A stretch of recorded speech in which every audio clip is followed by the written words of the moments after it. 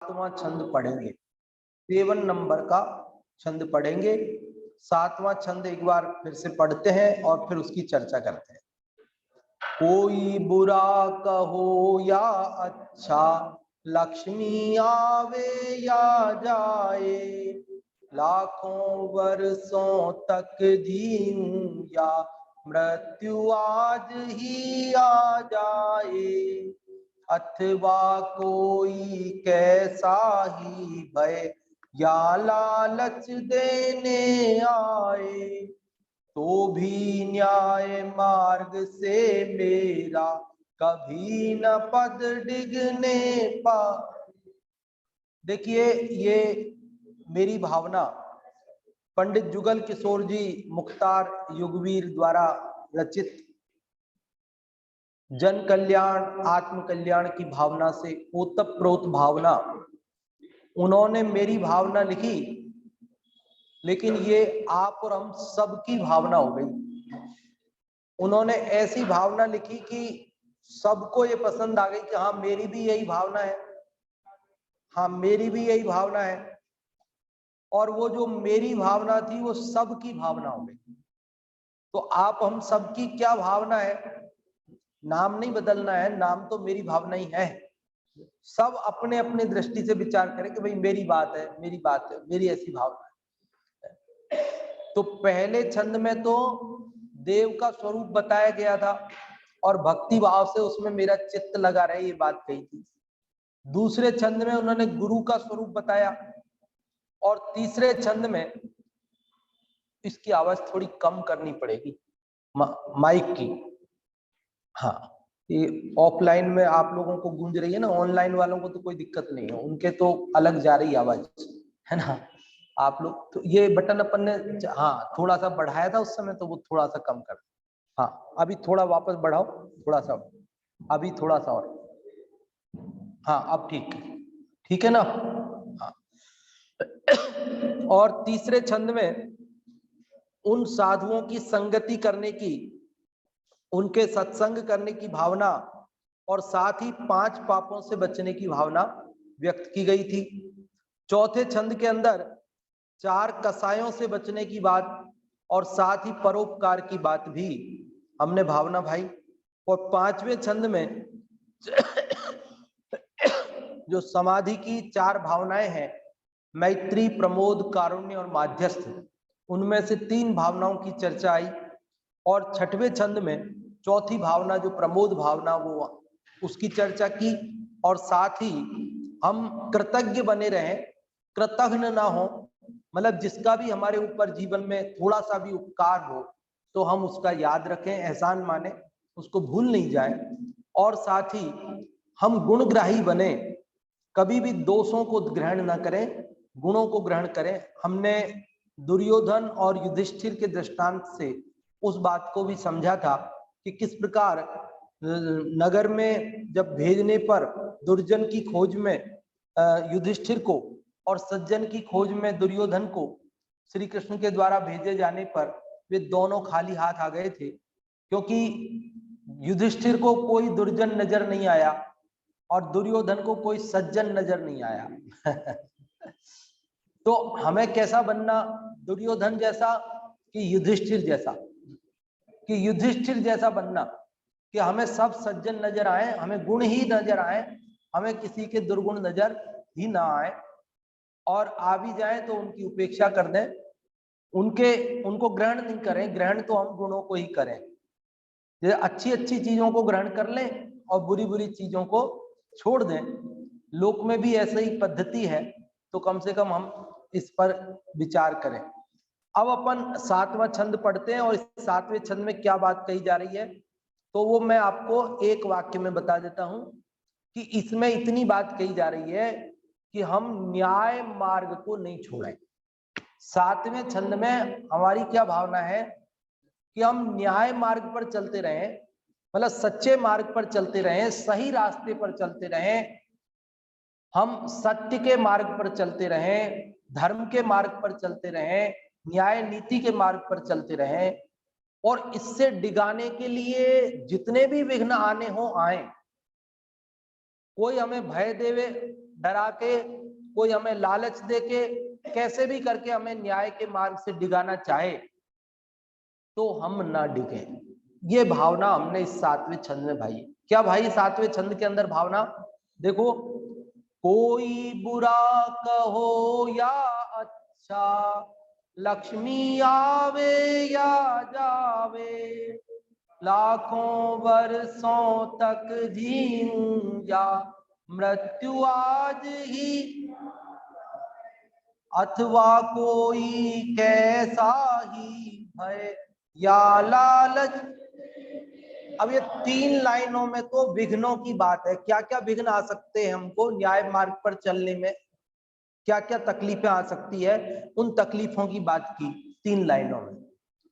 और चौथी लाइन में जो मूल बात है जो इस छंद में वो भावना व्यक्त कर रहे हैं वो है, क्या बात है, तो भी न्याय मार्ग से मेरा कभी न पद डिगने पाए। मतलब इस 7वें छंद में हमारी भावना ये है कि 3 पंक्तियों में जो बताए, ऐसे कोई भी संकट आए, कुछ भी हो, बाधाएं आए, विघ्न आए, लेकिन फिर भी हम तो भी मतलब फिर भी, तो भी मतलब फिर भी न्याय मार्ग से, न्याय नीति के, धर्म के अच्छे मार्ग से मेरा पद, मेरा पैर कभी भी न डिगे, मैं फिसलूं नहीं, मैं उस रास्ते से हटूं नहीं। देखो, जब व्यक्ति न्याय नीति के मार्ग पर चलता है, धर्म के मार्ग पर चलता है, सत्य के मार्ग पर चलता है, तो उसके भी जीवन में विघ्न तो आते ही हैं, कष्ट तो उसके भी जीवन में आते हैं, क्योंकि इस संसार में न्याय नीति धर्म पर चलने वाले लोग थोड़े होते हैं और बाकी अधिकतर जीव तीव्र कसाई और पाप मार्ग पर गमन करने वाले होते हैं। तो उन्हें वे बातें पसंद नहीं आती न्याय नीति पर चलने वाली, तो वे उसको विघ्न करते हैं, बाधाएं डालते हैं। वे चाहते हैं कि भाई ये भी हमारे जैसा ही हो जाए, क्योंकि वो न्याय के मार्ग पे चलता है ना, तो फिर उसकी कहीं कहीं प्रशंसा होती है, कहीं सम्मान होता है, तो उन्हें ईर्ष्या होती है। वे चाहते हैं कि भाई ये भी हमारे जैसा ही हो जाए ना, हमारे अनुसार करने लग जाए, हमारे में मिल जाए। ये क्यों अलग से न्याय नीति पे चल रहा है, सारी दुनिया अन्याय कर, सब लोग कम तोल रहे हैं, भाव कम बताते हैं चीज का।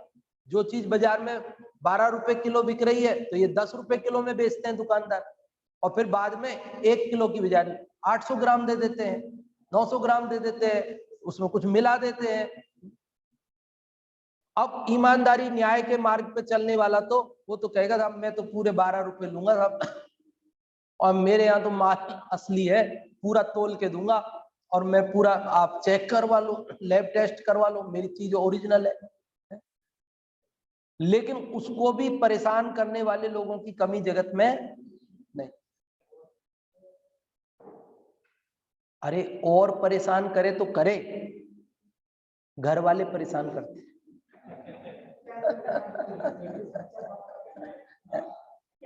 घर वाले परेशान करते, बेटे पापा आप किस जमाने में जी रहे हो, गया जमाना न्याय नीति का, देखो ना सब लोग 10 रुपए किलो में बेचते, सब वहां जाकर के ले लेते, अपन 12 रुपए में अड़ के बैठे हैं। अरे वो कम देते हैं, मिला के देते, अपने भी कम दो ना, अपने भी मिला के दो, कौन मना कर रहा है, सारी दुनिया जैसे कर रही वैसे करो। आप पापा अड़े हो नंबर 1 में काम करूंगा, बिल से माल लाते हो, बिल से देते हो, कोई बिल नहीं मांगता तो भी बिल फाड़ते हो। क्या तरीका, लोग बिना मिल के बाहर बेच रहे हैं, टैक्स बचा रहे हैं, ये कर रहे हैं, वो कर रहे हैं। बच्चे पापा का विरोध करते हैं, दुनिया परेशान करे वो अलग बात है, बच्चे परेशान करने लगते पापा को।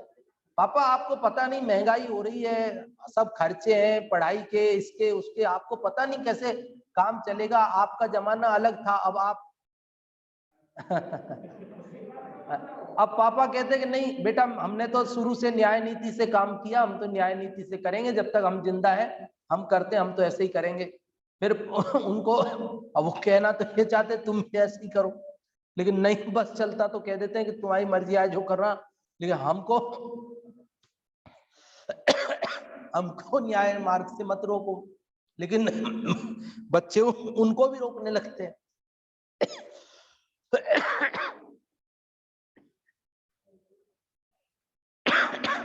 समझ में आ रही बात? कहीं कहीं तो पत्नी भी लड़ने लग जाती है। क्या आपको पता ही नहीं, जमाने के अनुसार नहीं चलते हो आप, पता नहीं कैसे करते हो। कहीं मतलब पत्नी न्याय नीति पर चल रही है तो पति मना करने लग जाता है, कहीं बच्चे न्याय नीति पर चलते हैं तो पापा मना करने लग जाते हैं। बच्चे कहे पापा जी हम तो न्याय नीति से काम करेंगे, हम तो नंबर 1 का काम करेंगे। तो पापा कहते हैं मैं इतने साल हो गए ऐसे ही काम करता हूं, तुम भी ऐसे ही किया करो, क्या बिल फाड़ना, क्या तुम लोगों ने पूरा ये सब ऑनलाइन काम कर दिया, हर चीज का बिल देते हो, हर चीज की जीएसटी चुकाते हो, ऐसे कैसे काम चलता है, हम तो ऐसे ही करते आए पहले, तुम जैसे हम करते वैसे तुम करो।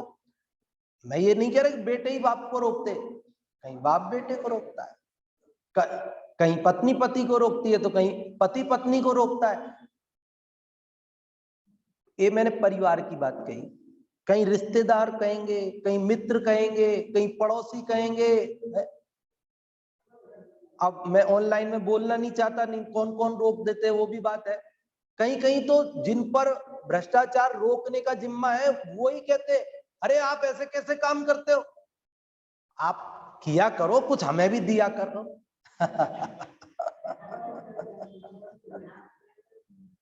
जिनको उस काम को रोकने की जिम्मेदारी दी है वे ही कहते हैं कि नहीं नहीं हमको तो देना पड़ेगा आपको, कि साहब मैं न्याय नीति से काम करता हूं, मैं कैसे दूंगा, मैं तो नहीं दूंगा, आप देख लो मेरे यहाँ चेक कर लो, मेरे यहाँ कोई गड़बड़ी हो तो आप बताओ। तो बोले नहीं नहीं फिर भी हम तुम्हें परेशान करेंगे।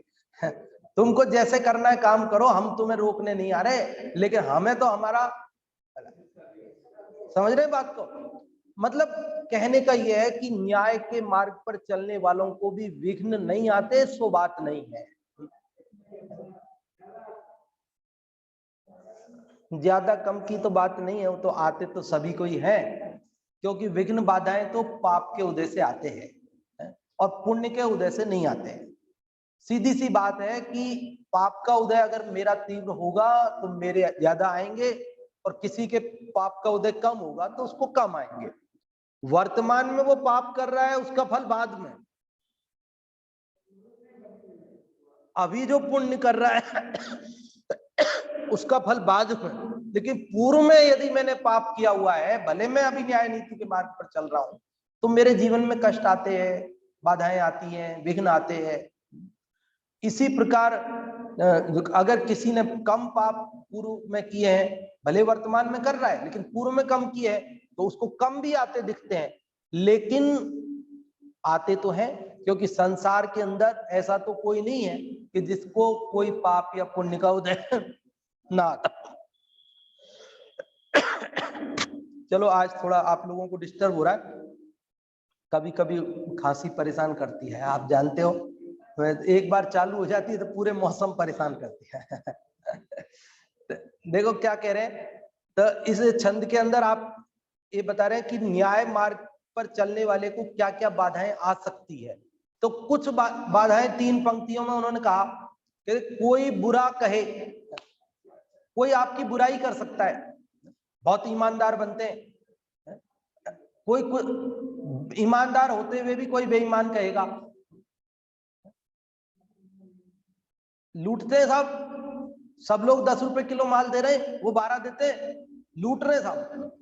मतलब अब आप कर रहे हो काम सही, फिर भी जगत आपकी कर रहा है, क्योंकि बुराई होना और प्रशंसा होना ये हमारे पूर्वकृत पाप पुण्य के उदय के अधीन है।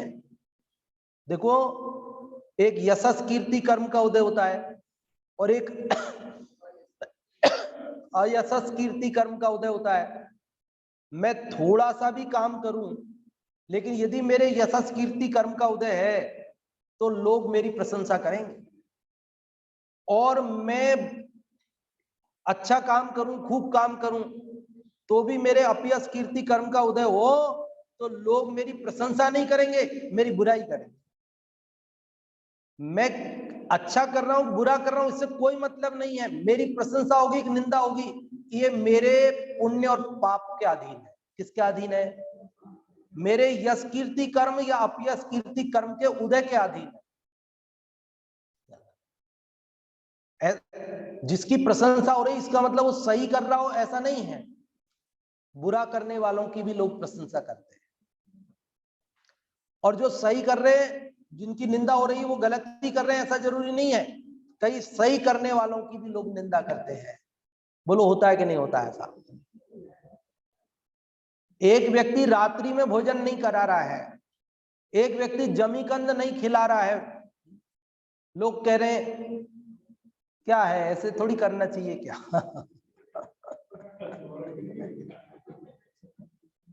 अब वो काम तो अच्छा कर रहा है लेकिन लोग उसकी निंदा कर रहे हैं। और एक व्यक्ति खूब सब जो नहीं खाने की चीजें वो भी परोस रहा है और लोग प्रशंसा कर रहे हैं, क्योंकि आप यशस कीर्ति कर्म का उदय, पूर्व का पुण्य का उदय चल रहा है उसका। अभी जो पाप बंध रहा है वो तो बाद में उदय में आएगा ना, लेकिन पूर्वकृत पुण्य के उदय से प्रशंसा बटोर रहा है वो। तो क्या करे? कह रहे दुनिया है, दुनिया का काम है बुराई करना और अच्छाई करना, सब प्रशंसा करना। तुम उस पर ध्यान मत दो, तुम ये देखो कि मैं न्याय के मार्ग पे हूं कि अन्याय के पे हूं। अगर मैं न्याय नीति के मार्ग पर हूं और लोग बुराई करते हैं तो ये सोचकर न्याय नीति का मार्ग मत छोड़ना। समझ गए क्या कह रहे हैं? कोई बुरा कहो या अच्छा, और अगर मैं गलत काम करूं और लोग अच्छा कहे तो क्या करूं? कि करता रहूं गलत काम? कि नहीं। अरे लोग जिनको बुरा कहना हो बुरा कहें, जिनको अच्छा कहना हो अच्छा कहें। मुझे एक बात देखनी है कि मैं सही रास्ते पे चल रहा हूं कि गलत पे चल रहा हूं। अगर गलत पे चल रहा हूं तो बदलने की जरूरत है, अगर सही पे चल रहा हूं तो बिल्कुल बदलने की जरूरत नहीं। और क्या कह रहे हैं? कब देखो कब कब जीव न्याय मार्ग से डिग जाता है। कई न्याय मार्ग पर चलते चलते बुराई सुन के डिग जाते हैं, अरे यार लोग बुराई करते हैं। और कई लोग लक्ष्मी आवे या जावे कब डिग जाते हैं? कोई कहता है देखो गलत काम नंबर 2 का करोगे तो पैसे बहुत आएंगे, हाँ ठीक है ठीक कर लेता हूं। अथवा उसको कहते हैं कभी ये तुम न्याय नीति चलोगे तो कमा नहीं पाओगे, तो अच्छा ठीक है छोड़ देता हूं ये काम क्यों मेरे को तो कमाना है। तो लक्ष्मी आने के लालच से, जाने के डर से न्याय मार्ग मत छोड़ना। भले लक्ष्मी को आना हो तो आवे और नहीं आना हो तो नहीं आवे। समझ में तो आ रही बात? सरल है, कठिन तो नहीं है, लेकिन जीवन में उतरना कठिन है। समझ में आना तो सरल है, लेकिन हमारे जीवन में उतर जाए तब है ये सार्थक तो बात है। समझ में नहीं आता है तो उतर में जीवन में नहीं उतरता है, और समझ में आ जाए तो जीवन में भी उतर जाता है। देखो है क्या? 2 मिनट के लिए समझ में आता है फिर भूल जाता है। तो इसीलिए तो ये रोज पाठ करने की चीज है कि रोज याद रहे, रोज रोज रोज रोज, ताकि दिमाग में बार बार आएगी जाएगी तो वो कुछ तो असर करेगी। और क्या लाखों वर्षों तक जीऊं या मृत्यु आज ही आ जाए। कोई कहे कि भैया तुम अगर इसी प्रकार कर चलते रहोगे न्याय नीति के मार्ग पर लोग मार देंगे तुमको, बड़े ईमानदार बने फिरते हो, ऐसे तुम हर चोरी करने वाले को रोकने लगोगे ना तो लोग तुम्हारे दुश्मन हो जाएंगे, तुमको मार देंगे। तो बोले साहब ठीक है कोई बात नहीं, मैं मरण के भय से मेरे न्याय नीति ईमानदारी का मार्ग नहीं छोड़ सकता। कोई कहे कि देखो गलत काम करोगे ना तो तुमको आशीर्वाद बना रहेगा, कोई परेशान नहीं करेगा, सब खुश रहेंगे तुमसे, तुम आराम से लंबी उम्र जी सकोगे। तो छोड़ दे न्याय नीति का रास्ता। तो बोले नहीं, जीवन के लोभ से और मरण के भय से न्याय के रास्ते को नहीं छोड़ना। अथवा कोई कैसा ही, क्या कहा, ऊपर तो 2-3 बातें कह दी कि लक्ष्मी आ जाए अथवा चला जाए, कोई बुरा कर दे, कहे, कोई भला प्रशंसा करे, चाहे कोई मरण का भय हो जाए, चाहे जीवन का लालच, वो कह रहे अथवा कोई कैसा ही। अब क्या रहा इसमें, सब कोई भी किसी भी तरह का प्रलोभन, भय, कुछ भी हो तो क्या करना, अथवा कोई कैसा ही भय या लालच। भय और लालच, व्यक्ति न्याय मार्ग से या तो डर के हट जाता है और या लालच में आके हट जाता है। वो कह रहे किसी भी प्रकार का कोई लालच, 1 रुपए से लेकर के और असंख्यात रुपए तक का तुम्हें लालच देवे तो भी तुम न्याय मार्ग से मत डिगना। समझ में आ रही बात? क्योंकि डिगाने वाले कहते साहब, साम दाम दंड भेद 4 नीतियां है ना, कैसे भी डिगा दो भैया। ईमानदार अफसर हो तो जो बेईमान लोग हैं, चोर उचक्के लोग हैं, वो तो चाहते हैं कि भैया ईमानदार नहीं रहे, तो उसको डिगाने के लिए पहले साम हाथ जोड़ेंगे साहब साहब, और फिर नहीं माने तो दाम साहब, कुछ ले लो आप, कुछ ले लो आप, परसेंट फिक्स कर देते हैं।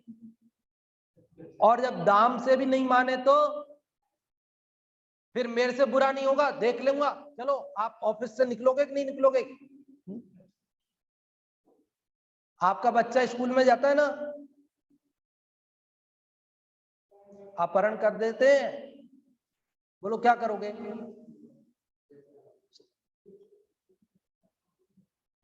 शाम से नहीं मानता है तो दाम, और दाम से नहीं माने तो दंड, और दंड से नहीं माने तो भेद। भेद मतलब फूट डाल देते हैं। हाँ, साम दाम दंड भेद, दंड लास्ट है आपके हिसाब से। चलो, हमने तो तीसरे पे सुना था तो तीसरे पे कह दिया, कोई बात नहीं, कैसे भी समझ लो, कैसे। वो कहते 4 नीतियों में तो अच्छे अच्छे लोग पिघल जाते हैं, सब बस में आ जाते हैं। कोई तो हाथाजोड़ी से बस में आ जाता है, कोई पैसा लेके बस में आ जाता है, कोई डर से बस में आ जाता है, और कोई भेद नीति से फूट डाल देते हैं, झगड़ा करा देते हैं, एक दूसरे को भिड़ा देते हैं। उसके अधिकारी को उसके भिड़ा दी, उसको उससे जाके भिड़ा दिया, उसको उसके बारे में कह दिया, तो कहीं ना कहीं उसको फंसा देते हैं। तो ये इनके इन प्रकार वो फिर आके, लेकिन आखिरकार चारों नीतियों से क्या हुआ, या तो उसको लालच आया, और या तो भय लगा, या तो डर लगा, या तो वो डर गया, और या तो वो लालच में आ गया, तभी न्याय का रास्ता छोड़ता है। हम ये भावना भा रहे हैं आज इस 7वें छंद में कि हे भगवान, कोई भी परिस्थिति हो, कैसा ही लालच कोई दे दे हमें, और चाहे कैसा ही भय हमारे लिए उपस्थित करे, लेकिन हे भगवान, इतनी शक्ति देना हमें कि हम न्याय मार्ग से नहीं डिगे। क्या प्रार्थना कर रहे हैं हम, क्या भावना भा रहे हैं अपनी, पढ़ते हैं अपन सब एक साथ पढ़ते हैं इसको। देखो, कोई बुरा कहो या अच्छा, बोलिए, लाखों वर्षों तक जीऊं या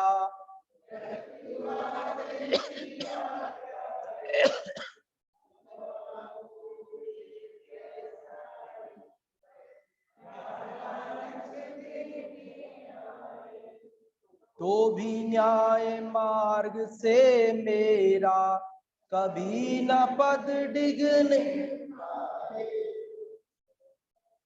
कोई बात नहीं समझ में आई हो, पूछनी हो, ऐसी तो नहीं है ना, है? देखो, एक कहानी आती है वैष्णव मत में, पुराणों में, उनके यहाँ एक ऐसा कथानक आता है। क्या कथानक आता है, मैंने सुना है, अब जैसा सुना वैसा बताती। वो कहते एक सेठ जी थे, वो न्याय नीति से अपना व्यापार करते थे, बहुत ईमानदार थे, सच बोलते थे, सत्य के रास्ते पर चलते थे। तो एक दिन वे सो रहे थे रात को, तो रात्रि में उनको सपना आया। उन्होंने कहा कि सपने में उन्होंने देखा कि एक सजी धजी स्त्री जा रही है घर में से निकल के। तो सेठ जी ने पूछा, तुम कौन हो, कहाँ जा रही हो? तो वो बोली कि मैं लक्ष्मी हूं इस घर की, और मैं जा रही हूं ये घर छोड़ के। तो सेठ जी ने कहा, क्यों जा रही हो? भाई लक्ष्मी तो सेठ जी के घर में ही रहती है, तुम क्यों जा रही हो? तो बोले, नहीं मैं जा रही हूँ। बोले, ठीक है, मर्जी तुम्हारी, अब नहीं रुकती तो क्या करे, जाओ। उसके बाद फिर सपने में देखा उन्होंने कि दो युवक जा रहे। तो सेठ जी ने पूछा, तुम कौन हो, कहाँ जा रहे हो? तो उन्होंने कहा, हम शुभ और लाभ हैं, और हम जा रहे हैं ये घर छोड़ के अब। तो बोले, क्यों जा रहे हो तुम तो यहीं रहो। तो बोले, लक्ष्मी जी गई तो हम क्या करें रह के, जहां लक्ष्मी रहती है वहीं रहते हैं हम तो। अब लक्ष्मी गई तो हम भी जाएंगे, तुम उनको रोकते तो हम तो रुक जाते, अब तुमने उनको नहीं रोका, वो गई तो अब हम भी जाएंगे। तो बोले, मर्जी तुम्हारी, जाओ, नहीं रुकते तो क्या करें। ठीक है। फिर बोले, वो रिद्धि सिद्धि, वो दो और जा रही थी, तो उनको कहा कि तुम रुक जाओ। बोले, हम कैसे रुके, आपने लक्ष्मी जी को नहीं रोका, शुभ लाभ को नहीं रोका, हम थोड़ी रुकेंगे, हम भी जाएंगे, उनके साथ ही रहेंगे। अब अंत में सपने में उन्होंने देखा कि एक स्वच्छ धवल कपड़ों में एक युवक जा रहा था। तो उन्होंने कहा, तुम कौन हो, तुम कहां जा रहे हो? तो बोले, मैं सत्य हूं, और मैं जा रहा हूं तुम्हारे घर से छोड़ के। तो सेठ जी ने उसका हाथ पकड़ लिया। बोले, तू नहीं जाएगा। अरे आपने सेठ जी लक्ष्मी को नहीं रोका, आपने शुभ लाभ को नहीं रोका, रिद्धि सिद्धि को नहीं रोका, मेरे को क्यों रोक रहे हो? मेरे से क्या प्रयोजन होगा? अरे लोग पैसे के लिए लक्ष्मी को रोकते हैं, शुभ लाभ को रोकते हैं, सब अपनी दुकानों पे लिखते हैं, शुभ लाभ रिद्धि सिद्धि क्या क्या चीजें लिखते हैं, तो सब उनको रोकते हैं। वो तो तुमने रोके नहीं, वो सब जाने दिए, तो मेरा क्या करोगे सत्य का? मेरे को भी जाने दो। सेठ जी ने कहा, देखो, लक्ष्मी गई तो कोई बात नहीं, शुभ लाभ गए कोई बात नहीं, रिद्धि सिद्धि गए कोई बात नहीं, लेकिन सत्य चला जाएगा तो फिर मेरे पास बचेगा ही क्या? और मैं तो तुमको हरगिज जाने नहीं दूंगा, सब भले जाएं पर मैं तुमको नहीं जाने। तुम बुरा मानो कि भला मानो, तुमको यहीं रहना पड़ेगा। तो उनका, ठीक है सेठ जी, अब आप इतना आग्रह कर रहे हो तो फिर मैं कैसे जा सकता हूँ। वो रुक गया। वो रुक गया तो थोड़ी देर बाद रिद्धि सिद्धि लौट के आए। बोले, तुम कौन हो? तो बोले, वही रिद्धि सिद्धि अभी गए जो। तो बोले, तुम क्यों आए हो? तो बोले, हम तो बाहर इंतजार कर रहे थे कि वो सत्य आएगा, अब वो आया नहीं, उसको तुमने रोक लिया तो हम वापस आ गए। फिर वो शुभ लाभ आ गए। तुम क्यों आ गए, तुम तो गए थे। तो बोले, हम तो इंतजार कर रहे थे बाहर कि वो सत्य आएगा, अब वो तो आया नहीं, उसको तुमने पकड़ के रोक लिया, तो हम क्या करें बाहर अकेले बिना सत्य के, हम भी वापस आ गए। थोड़ी देर में लक्ष्मी जी भी आ गई। सेठ जी ने कहा, तुम तो गई थी, तुम क्यों वापस आ गई? तो बोले, हम, तुमने सत्य को आने नहीं दिया, हम तो बाहर गेट के बाहर इंतजार कर रहे थे कि वो सत्य आएगा, तब सबके सब साथ में आगे बढ़ेंगे। अब तुमने उनको आने नहीं दिया तो हम कहां जाए? सत मत छोड़ो हे नरा, सत छोड़या पत जाए, सत की बांधी लक्ष्मी फेर मिलेगी आए, ऐसा दोहा है। सत्य मत छोड़ो हे नरा, हे मनुष्य तुम सत्य का रास्ता मत छोड़ो। सत छोड़या पत जाए, आप यदि सत्य को छोड़ दोगे तो आपका पतन हो जाएगा। सत्य की बांधी लक्ष्मी, सत्य से बंधी हुई है लक्ष्मी, तो धन तो सत्य से बंधा हुआ है, शुभ लाभ रिद्धि सिद्धि सब सत्य के पीछे है। और सत्य की बांधी लक्ष्मी फिर मिलेगी आए, वो तो अगर चली भी गई तो वापस आने वाली है, तुम सत्य का मार्ग मत छोड़ना। ये दृष्टांत भी हमें ये प्रेरणा देता है कि हम सत्य के मार्ग को न छोड़ें। लक्ष्मी जाए मतलब धन जाए या ना आए, या आए कोई बुरा कहे, चाहे कोई प्रशंसा करे, चाहे तो कोई हमारा मरण होता हो, अरे कौन मार सकता है बताओ? आयु पूर्ण होने से पहले कोई मार सकता है? हम डर जाते हैं, बताओ ये मार देगा। अरे भैया, मेरी आयु जब तक शेष है कोई नहीं मार सकता, और जब आयु पूर्ण हो जाएगी तो कोई बचा नहीं सकता। बोलो, ऐसी श्रद्धा जिसको है वो मरण से नहीं डरता। अरे सत्य पर चलते हुए मरण भी हो गया तो श्रेष्ठ है, और असत्य पर चलकर अगर जीवन भी रह गया तो उससे क्या फायदा? बता, समझ में आ रही बात? अगर हम असत्य के मार्ग पर, अन्याय के मार्ग पर चलकर जिंदा भी रह गए तो ऐसा जिंदा रहना भी हमारे लिए धिक्कार है। और अगर हम सत्य के मार्ग पर चलते हुए मरण को भी प्राप्त हो गए, अरे सीने पे गोली खा के मरे तो शहीद कहलाता है, और पीठ पर गोली खा के मरे तो कायर कहलाता है। मरते तो दोनों ही है ना। अब जब पाकिस्तान ने हमला कर दिया और भारत के सैनिक हमारी बॉर्डर पे खड़े हैं, अगर वे मुकाबला करते हुए, क्योंकि अब उनको तो गोली बरसानी है, अब तुम उनकी तरफ मुंह करके खाओ चाहे पीठ करके खाओ, भागोगे तो भी मारेंगे, सामने खड़े रहोगे तो भी मारेंगे। तुम सामने खड़े रहकर मुकाबला करते हुए अगर मर गए तो शहीद कहलाओगे, और अगर मुंह फेर के जाने लगे तो भी मरण तो होगा ना, तो फिर क्या कहलाओगे? बोलो, भगोड़ा कहलाओगे। उसको भगोड़ा कहते हैं, उसको शहीद नहीं कहते। क्या कहते हैं उसको? भगोड़ा कहते हैं। भाग गया साहब, युद्ध देख करके भाग गया। तो ऐसे हम जगत में सत्य के मार्ग से भाग गए तो क्या होगा? भगोड़ा कहलाएंगे। और यदि सत्य के मार्ग पर रहते हुए यदि मरण भी हो गया तो हम क्या कहलाएंगे? शहीद कहलाएंगे। बोलो, महाराणा प्रताप यूं ही महान नहीं कहलाए। महाराणा प्रताप में भी उन्होंने लड़ाई नहीं जीती करी, उनके अंदर संस्कार थे, सत संस्कार थे। आपको घटना मालूम होगी, 2 मिनट बचे हैं, संक्षेप में बता देता हूं। एक बार अकबर ने युद्ध करने के लिए महाराणा प्रताप को के साथ में रहीम को भेजा था। रहीम दास है ना, जिनके दोहे पढ़ते अपन, उनको भेजा था। और वो रहीम दास युद्ध लड़ने के लिए आए क्योंकि अकबर का आदेश था। अब वो रहीम दास क्या महाराणा प्रताप से युद्ध लड़ते? वो तो जानते थे मैं तो कवि हूँ, लिखने कलम का आदमी हूँ, मैं तो तलवार का आदमी। तलवार चलाना हालांकि आती थी उनको, लेकिन इतने कुशल तो नहीं थे कि महाराणा प्रताप से लड़े। अब अकबर से मना नहीं कर सकते, उसके आदेश से आ तो गए, लेकिन आकर के जंगल में रुक गए छिप करके। और अकबर पूछता, जीत लिया क्या महाराणा प्रताप को? तो थोड़े थोड़े दिन में चिट्ठी लिखते, क्या बस अब थोड़ा सा ही बचा, आज थोड़ा सा बच गया, बस महाराणा प्रताप आज मारा जाता मेरे हाथ से, जरा सा बच गया बस। युद्ध उद्ध नहीं लड़ते, छुप के बैठे थे, और हर 7 दिन में एक चिट्ठी भेज देते, बहुत बढ़िया युद्ध चल रहा है और अब बस हम जीतने ही वाले हैं। और शिकार खेलने जंगल में जाते बस, और बैठे रहते वहां पर।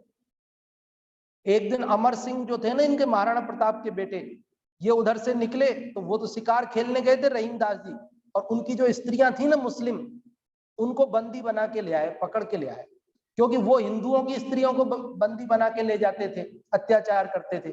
तो अमर सिंह को लगा कि आज ये मुस्लिम स्त्रियां बैठी हैं अकेली, तो इनको वो पकड़ लाए, सबको पकड़वा लाए।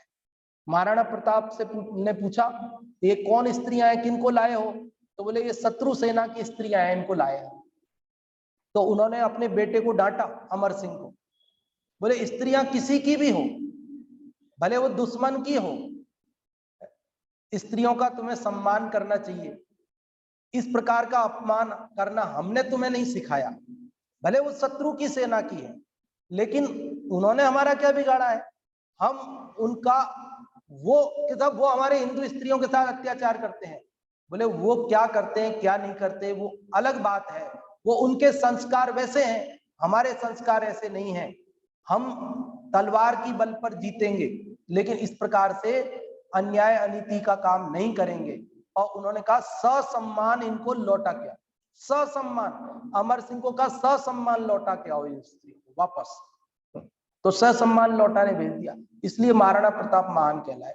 तो कहने का मतलब महाराणा प्रताप इतने संकट थे ना उनके सामने भी, वे चाहते तो वो भी छल बल से जीत सकते थे, झगड़ा कर सकते थे, कुछ कर सकते थे जैसा वो करते थे सामने वाले, लेकिन उन्होंने न्याय का रास्ता नहीं छोड़ा कि हम तो न्याय नीति से जीतेंगे, हम अन्याय से छल करके नहीं जीतेंगे।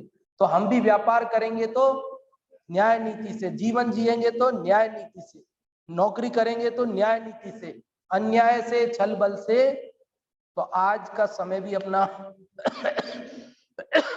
पूर्णता को प्राप्त होता है। और आज अपन ने ये 7वां छंद पढ़ा, इसमें एक ही बात मुख्य रूप से चली। क्या बात? आप में से कोई बोलेंगे एक जना? न्याय के मार्ग से हमारा, हम नहीं डिगे, चाहे कैसी भी परिस्थिति आए, भय लालच कुछ भी हो। तो आज हम सब न्याय नीति पर चलने का संकल्प करें। इसी के साथ अभी की बात को विराम देते हैं और अगला छंद अगले शनिवार को पढ़ेंगे। कल आत्मानुशासन चलेगा। अभी जिनवाणी स्तुति करेंगे और जिनेंद्र अर्चना में शास्त्र भक्ति नंबर 7।